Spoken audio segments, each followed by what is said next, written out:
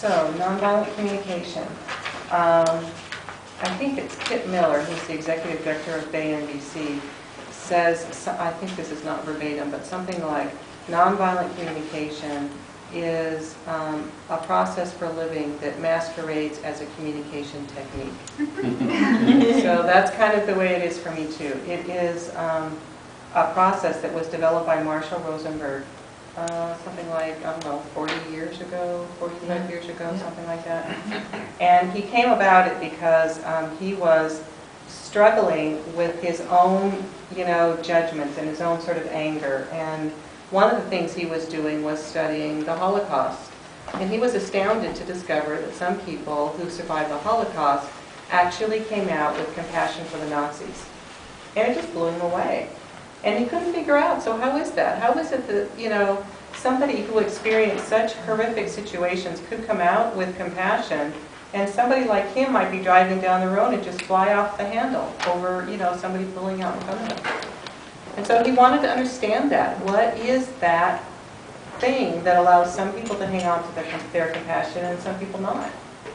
And so he started to look at language and the way we communicate with each other and how we do that and what's our intention when we communicate. And it was through that he also he did a lot of studying of Carl Rogers' work, and through his studies and his own research he started to put this process together, as Christa said, put this process together of nonviolent communication. And there is sort of a basic premise that, or a few actually, that underlie the nonviolent communication process. One of them is that everything someone does or says is an attempt to meet a need. So everything someone does or says is some sort of an attempt to meet some kind of beautiful need in their life. And that it is possible actually for us to value all the needs equally. So what that means to me is I don't want to get my needs met at somebody else's expense, and I don't want their needs to get met at my expense. So how can we kind of meet in the middle and find a way that we can both get our needs valued? So it's not so much about compromise where one of us gets what we want and one of us doesn't, but how can we actually meet in the middle by valuing our needs? Another basic principle in nonviolent communication is that what our emotions are a direct result of whether those needs that I was talking about are met or not, rather than what other people are doing, which is how I used to think about it. I used to think I would be angry because somebody did something I didn't like. And nonviolent communication teaches us that actually it's about what our needs are. Because somebody could do the same exact thing in 1 minute, and I can feel really good about it, and in another minute they can annoy me to no end. Same exact situation.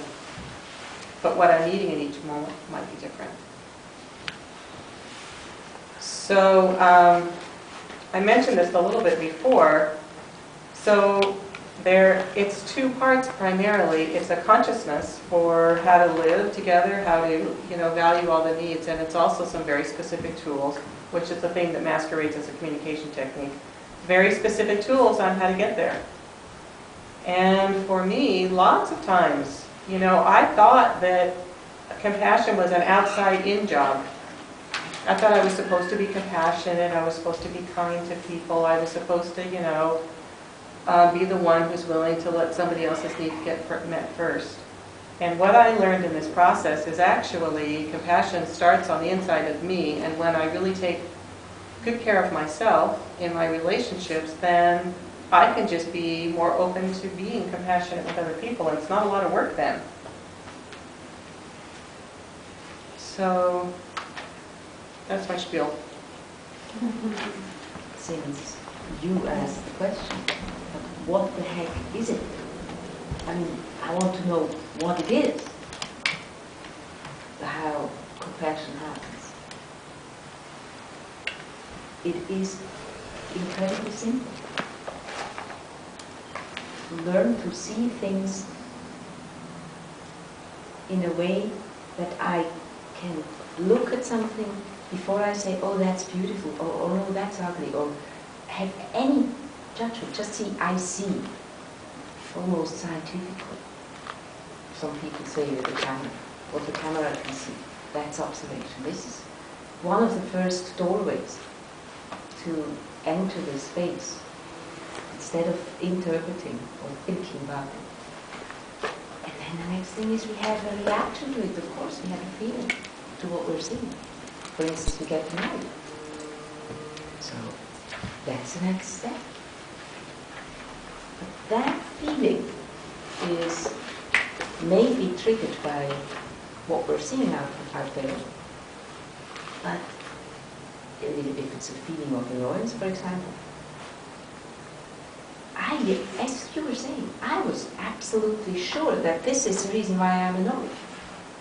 I did not have the wisdom teaching, so I could understand it, that I'm not annoyed because somebody else is doing something.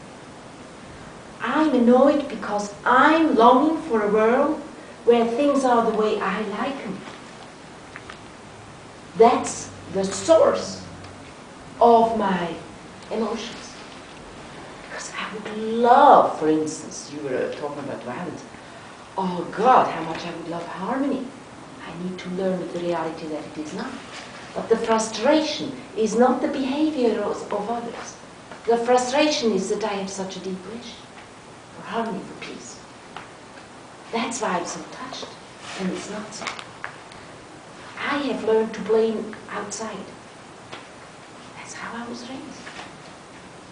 So the beauty, this is a revolutionary beauty of Marshall Rosenberg's process.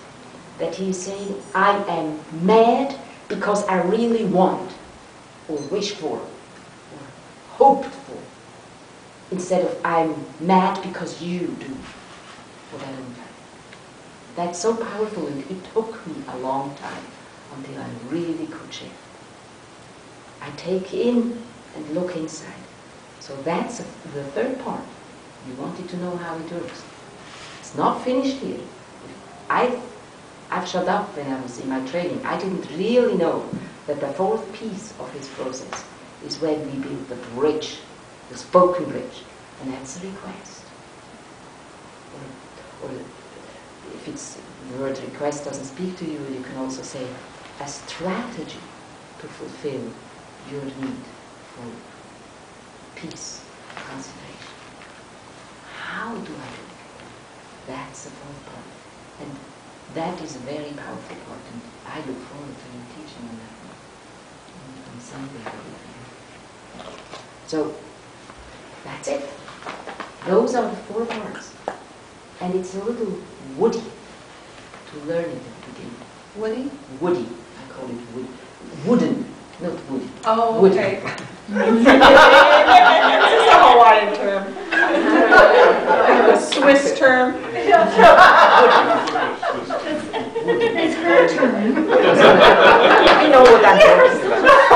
That's kind of obscene or It's something. not. It's not a 1949 Ford station wagon. No. Christa's little language. I do my best. Okay. You know what it's some people feel so awkward at the beginning. Like stiff. Stiff, yeah. Back here again. Okay, I won't use it. No. Let's do that. That's very cute. Anyway, I guess you got one piece of information that you really wanted to what Mary said, and I said it's that part.